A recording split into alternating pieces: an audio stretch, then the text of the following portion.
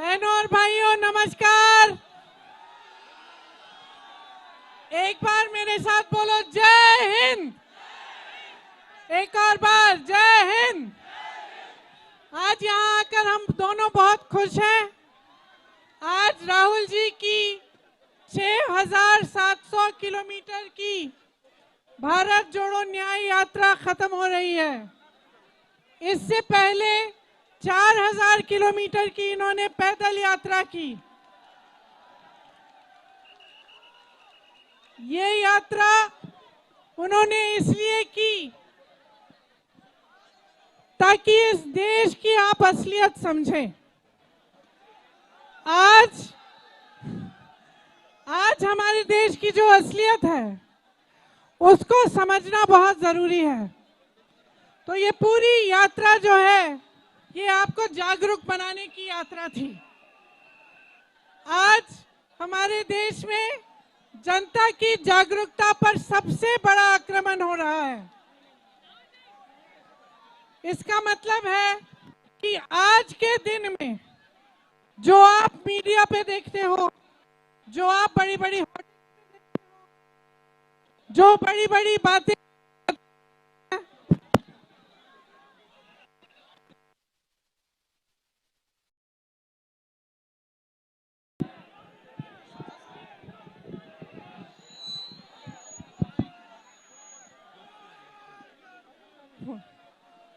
तो आज जितना भी आप होर्डिंग्स पे देखते हो, आप इश्तिहारों पे देखते हो, टीवी पे देखते हो, ये सब आपको सच्चाई नहीं दिखा रहे हैं।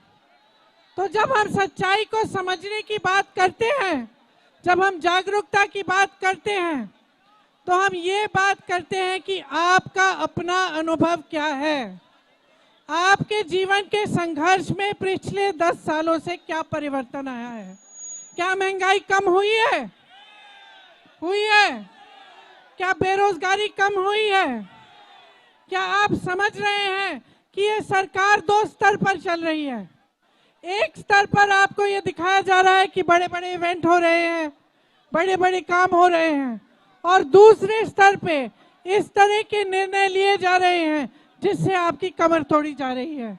चाहे नोटबंदी हो, चाहे जीएसटी हो। आज रास्ते में एक जने आए, उन्होंने हमसे कहा कि उनका पूरा कारोबार जीएसटी की वजह से खत्म हो गया। चाहे बेरोजगारी की बात हो, एक और आए थे हमारे पास, एक लड़का आया, उनका नाम गुलशन था, आज ही इसी यात्रा में, और गुलशन ने हमें बताया कि अग्निवीर की परीक्षा 2 बार उन्होंने क्लियर की है, लेकिन वो जाना नहीं चाहता। वो कह रहा था उलझन में है, जाना नहीं चाहता, क्योंकि 4 साल के लिए उनके पिताजी कहते कि तुम क्या करोगे जाके। तो आज जो सरकार निर्णय ले रही है युवाओं के लिए, रोजगार के लिए, जिस तरह से पेपर लीक हो रहे हैं, जिस तरह से हर स्तर पर जो निर्णय लिए जा रहे हैं वो आपके खिलाफ लिए जा रहे हैं, गरीबों के खिलाफ लिए जा रहे हैं। दूसरी तरफ आप देख रहे हैं कि बड़े बड़े उद्योगपति क्या कर रहे हैं। आप देख रहे हैं कि पूरे देश की संपत्ति उनको दी जा रही है। आप खुद इसका अनुभव कर रहे हैं। तो मैं सिर्फ आपको ये कहने आई हूं कि आपकी जागरूकता आपको खुद बनानी पड़ेगी। आपको खुद अपने जीवन के अनुभव को देखना पड़ेगा और समझना पड़ेगा, और ये समझना पड़ेगा कि ये सरकार पिछले 10 सालों से जो इस देश में चल रही है वो आपके खिलाफ काम कर रही है, गरीबों के खिलाफ काम कर रही है। इसीलिए जो ये न्याय यात्रा है और जो भारत जोड़ो यात्रा है, ये आपके अधिकारों के पक्ष की यात्रा है। और मैं आप सबको धन्यवाद देना चाहती हूँ कि इतनी बड़ी तादाद में आप यहाँ आए हमारे स्वागत करने के लिए। और राहुल जी का धन्यवाद देना चाहती हूँ कि इतनी मेहनत वो इसलिए कर रहे हैं ताकि आप जागरूक बने, ताकि आप अपने अधिकारों को समझें और आप इस देश को ऐसे लोगों से बचाएं जो इस देश को बर्बाद करने पे तुले हैं। धन्यवाद। अब राहुल जी आपसे 2 शब्द कहेंगे।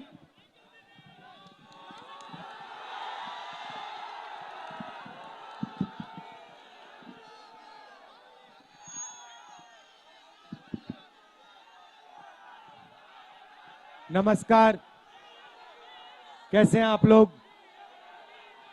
ठीक हैं? अच्छा, थोड़ा शांत हो जाएं, शांत हो जाएं, थोड़ा आसान हो जाएगा। पिछले 60 दिन से मैं भाषण दे रहा हूं, तो थोड़ा शांत हो जाएं।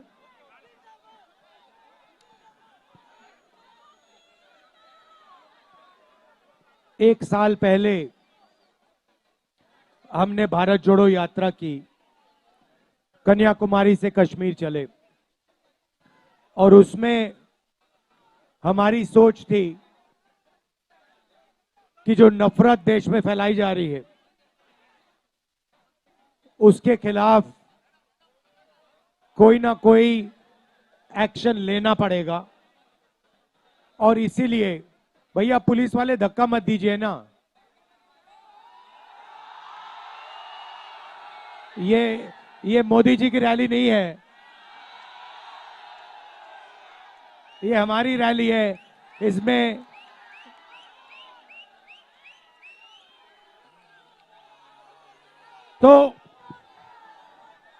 तो हमने पिछले वाले यात्रा में नफरत के बाजार में मोहब्बत की दुकान खोली,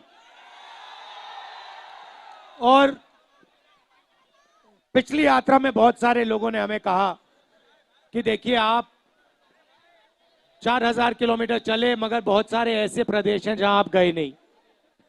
उड़ीसा नहीं गए, झारखंड नहीं गए, छत्तीसगढ़ नहीं गए, बंगाल नहीं गए, असम नहीं गए, बिहार नहीं गए, तो आपको दूसरी यात्रा करनी चाहिए। और हमने दूसरी यात्रा मणिपुर से शुरू की, और मुंबई में यह यात्रा समाप्त हो रही है। मगर यह यात्रा मुंबई में नहीं समाप्त हो रही है, यह यात्रा धारावी में समाप्त हो रही है। और इस यात्रा का मैसेज है, नहीं सुनो, मैं आपसे सुपरफिशियल बात नहीं करता हूं, मैं गहरी बात करने आया हूं आपसे। देखिए, ये जो धारावी है, ये हिंदुस्तान का हुनर का कैपिटल है।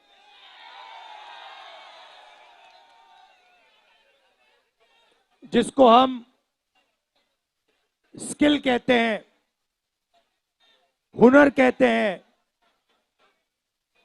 जिसको जुगाड़ कहा जाता है, ये इन चीजों का कैपिटल है, राजनीति है हिंदुस्तान में हुनर की। और शुरुआत हमने कहा कि मणिपुर में, क्योंकि मणिपुर में बीजेपी ने सिविल वॉर का माहौल बना रखा है। भैया पुलिस वाले धक्का मत दो, कुछ नहीं होने वाला।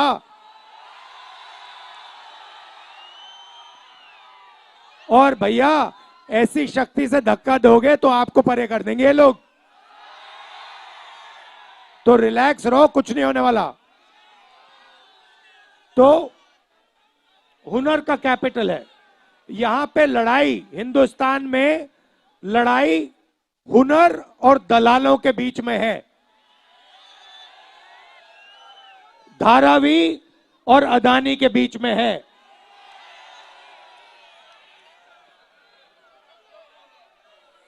और इसीलिए यात्रा में हमने न्याय शब्द जोड़ दिया। अब पूरे हिंदुस्तान में गरीबों के साथ अन्याय हो रहा है, किसानों के साथ अन्याय हो रहा है, मजदूरों के साथ अन्याय हो रहा है। जहां भी हम देखें वही 2-3 नाम दिखाई देते हैं, अदानी अंबानी, अदानी अंबानी, अदानी अंबानी। ये धारावी जो है, ये जमीन आपकी है, आपकी मेहनत की जमीन है।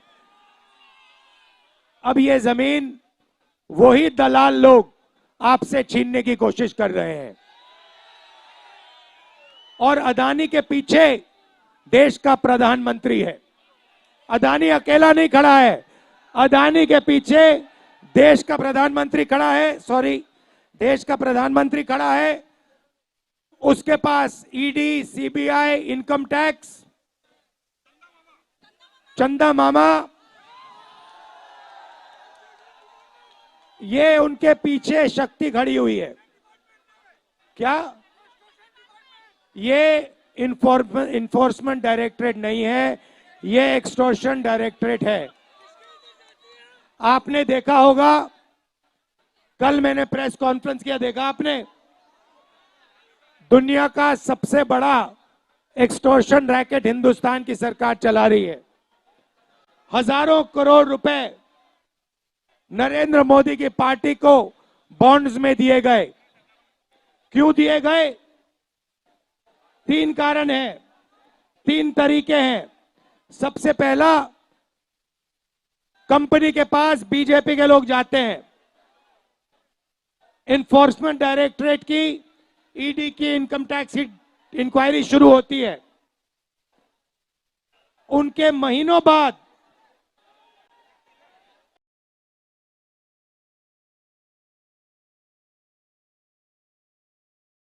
इंक्वायरी आस्ते आस्ते आस्ते खत्म हो जाती है। यह है पहला तरीका, यह है मोदी का पहला तरीका। दूसरा तरीका, कंपनी के पास जाते हैं, कहते हैं देखो धारावी में प्रोजेक्ट है, तुम लोगों को हम प्रोजेक्ट देंगे, रेवेन्यू शेयर बीजेपी पार्टी को देना पड़ेगा, पार्टनरशिप आप हमारे साथ कीजिए, धारावी की जनता को हम परे करेंगे, पुलिस का प्रयोग करेंगे, जो आपको धारावी के रीडेवलपमेंट से पैसा मिलेगा उसका परसेंटेज आप बीजेपी की बॉन्ड्स में दिलवा दीजिए। यह दूसरा तरीका। और तीसरा तरीका, सीधा जाके कंपनियों से ये हफ्ता लेते हैं। ये है 3 तरीके नरेंद्र मोदी के भ्रष्टाचार के। अब मैं आपसे सवाल पूछना चाहता हूं, हिंदुस्तान में पिछड़े वर्ग के कितने लोग हैं? कितने परसेंट हैं पिछड़े वर्ग के लोग हिंदुस्तान में? कितने हैं? 50% हैं। दलित कितने हैं? 15%। आदिवासी कितने? 8%। माइनॉरिटी कितने? 15। सब मिला के कितने हुए? 90, तकरीबन 90। मीडिया में 90% के कितने लोग? मीडिया में 90% के कितने लोग? इनकी मालिकों की लिस्ट निकालो, आपको एक ऐसा नहीं मिलेगा, एक मालिक नहीं मिलेगा जो पिछड़ा, दलित, आदिवासी हो, एक नहीं मिलेगा। फिर आप हिंदुस्तान की सबसे बड़ी 200 कंपनियों की लिस्ट निकालो, मालिकों की लिस्ट निकालो, उसमें आपको एक पिछड़ा वर्ग का नहीं मिलेगा, एक दलित नहीं मिलेगा, एक आदिवासी नहीं मिलेगा। आप ना बड़ी कंपनियों में हो, ना मीडिया में हो कहां आप लोग? कहां हो? मीडिया में नहीं हो, बड़ी कंपनी में नहीं हो, बड़े अस्पताल, बड़े स्कूल कॉलेजेस के सरकार में भी नहीं हो। हिंदुस्तान की सरकार को 90 लोग चलाते हैं, उसमें से 3 ओबीसी हैं, 3 दलित हैं, 1 आदिवासी है। हिंदुस्तान की सरकार 100 रुपए खर्च करती है बजट में, तो 90% को 6 रुपए मिलते हैं। 6 रुपए 90% के अफसर निर्णय लेते हैं। भाइयों और बहनों, आप कहीं हो ही नहीं, आप कहीं नहीं हो। आपको कहा जाता है, आपको कहा जाता है भारत माता की जय बोलो। भारत माता में 90% आप लोग हो, 90% आप लोग हो, मगर देश की भागीदारी में, देश के धन में आपकी कोई भागीदारी नहीं है। आप मजदूरी करते हो या फिर आप बेरोजगार हो या फिर आप कॉन्ट्रैक्ट लेबर करते हो, मनरेगा का काम करते हो।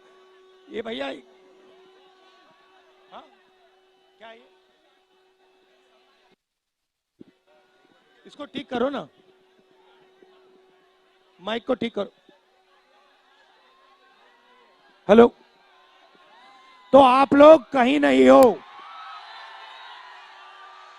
पहले आपके रास्ते थे, आपका रास्ता सेना में जाने का था, उसको बंद कर दिया, अग्निवीर लागू कर दिया। अब आपको कहते हैं कि दो तरीके के शहीद होंगे, एक को शहीद का दर्जा मिलेगा, दूसरे को शहीद का दर्जा नहीं मिलेगा।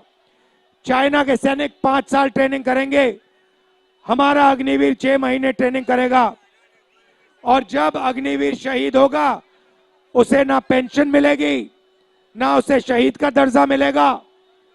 उसे कहा जाएगा आप मर गए मगर आप शहीद नहीं हो। पब्लिक सेक्टर को ये एक के बाद एक बेच रहे हैं। किसके हाथ में दे रहे हैं? उन्हीं अदानी अंबानी के हाथ में दे रहे हैं। हाँ, तो यही बात हो रही है। मैं आपसे सिर्फ ये कह रहा हूं, आप जग जाओ। आपको लूटा जा रहा है, 24 घंटे आपको लूटा जा रहा है और आप देखते जा रहे हो। मैनिफेस्टो में हमने क्रांतिकारी काम करना है। पहला काम जाति जनगणना, इससे सबकी गिनती हो जाएगी, सबको पता लग जाएगा किसकी कितनी आबादी। उसके बाद इकोनॉमिक सर्वे होगा, फाइनेंशियल सर्वे होगा, हिंदुस्तान की सब संस्थाओं का सर्वे होगा। सबको पता लग जाएगा हिंदुस्तान के धन में किसकी कितनी भागीदारी है। दूसरा कदम, 1 लाख रुपए हिंदुस्तान की हर गरीब महिला को हमारी सरकार देने जा रही है। ये 16 लाख करोड़ रुपए इन्होंने 20 लोगों 25 लोगों का कर्जा माफ किया है। ये हर रोज अरबपतियों को धन देते रहते हैं, बांटते रहते हैं।